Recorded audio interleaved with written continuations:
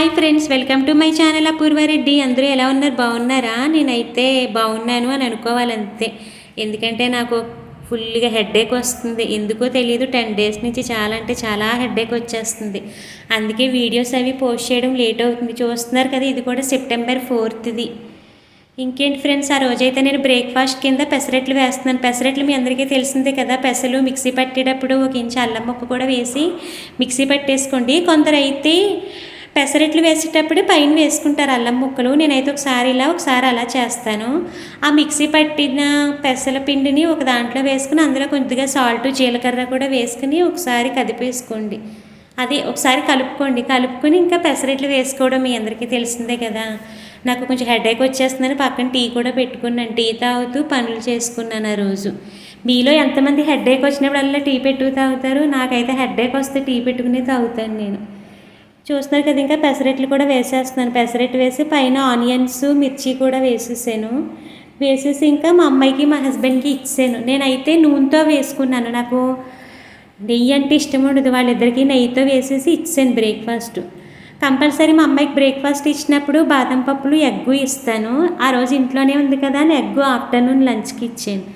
బాదం పప్పులు అయితే మేము ముగ్గురము తింటాము. మా అమ్మాయికి డైలీ ఎగ్ ఇస్తాను. నేను మా హస్బెండ్ మాత్రం ఓన్లీ వెనస్డే, సండే తింటాము. కానీ ఆ రోజు ఎందుకో థర్స్డే వండేసాను ఎగ్స్. లేకపోతే ఎప్పుడు థర్స్డే టైంలో ఎగ్స్ అవి వండను. ఇంకేంటి ఫ్రెండ్స్, లంచ్కి అయితే నేను శనగలు, పాలకూర కర్రీ చేస్తున్నాను. ఎలా చేస్తున్నానో చూద్దాం రండి. శనగలు అయితే ముందు రోజు నైటే ఒకసారి కడిగేసి వాటర్ పోసి నానబేసుకోండి. ఎందుకంటే మనం వేసిన వాటర్నే మళ్ళీ కర్రీలో యూజ్ చేస్తాము. చెప్పాను కదా, ఆ రోజు నాకు ఎందుకు ఎగ్ తినాలనిపించి ఆ రోజు ఎగ్ వేసుకున్నాను. నాకు మా హస్బెండ్కి కూడా. ఎగ్గులు మీ అందరికీ తెలిసిందే కదా. ఆయిల్ కాగాక పసుపు వేసి ఎగ్గులు వేపేసుకోండి. ఆ వేగిపోయాక తీసేసి అందులోనే ఉల్లిపాయ ముక్కలు, పచ్చిమిరపకాయ ముక్కలు కూడా వేయండి. అవి వేసినప్పుడే వాము, నువ్వులు కూడా వేసుకోండి. నువ్వులు ఏంటంటే పిల్లలకి హెల్త్కి మంచిది కదా. పిల్లల హైట్ కూడా బాగా అవుతారు.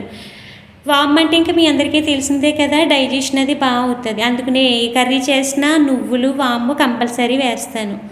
ఆనియన్స్, మిర్చి కూడా వేగిపోయిన తర్వాత ఆనియన్స్, మిర్చి వేసినప్పుడే మీరు ఉప్పు కూడా వేసుకోండి. వేసుకుంటే అవి తొందరగా మగ్గుతాయి, అడుగంటవు. అవి వేగిపోయిన తర్వాత అప్పుడు మీరు ముందు ప్రిపేర్ చేసిన పాలకూర ఉంటుంది కదా, ఆ పాలకూరని ముక్కల కింద కోసుకుని యాడ్ చేసుకోండి. పాలకూర యాడ్ చేసేసి ఒకసారి కదిపేసుకుని సిమ్లో పెట్టేయండి. మూత పెట్టేసి సిమ్లో పెట్టేస్తే బాగా మగ్గుతుంది లోపల.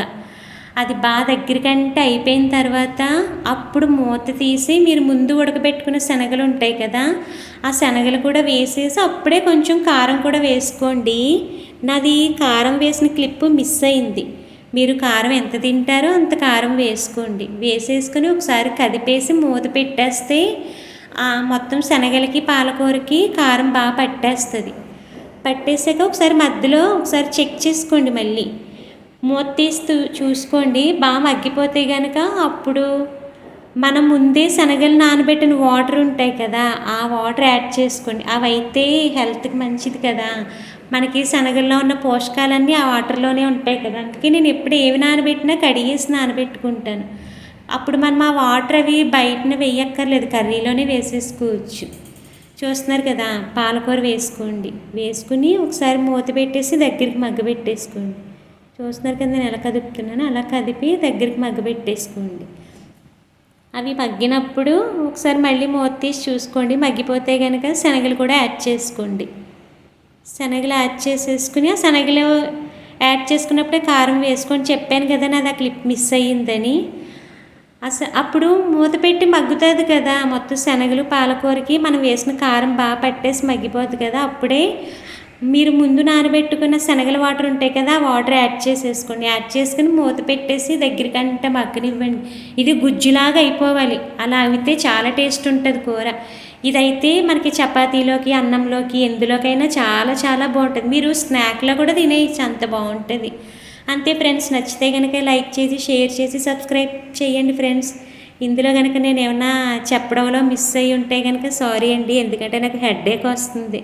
ఇంక ఇలా లేట్ చేసి కొలిది వీడియోలు అవి పోస్ట్ చేయడం లేట్ అయిపోతుందని ఇంకా అలానే వాయిస్ ఓవర్ ఇచ్చుకుంటూ వీడియో యాడ్ చేస్తాను.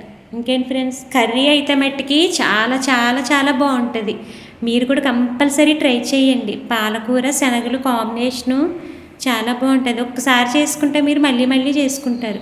కర్రీలో వాటర్ కూడా ఎక్కువ యాడ్ చేసుకోకండి, కొంచెమే వేసుకోండి.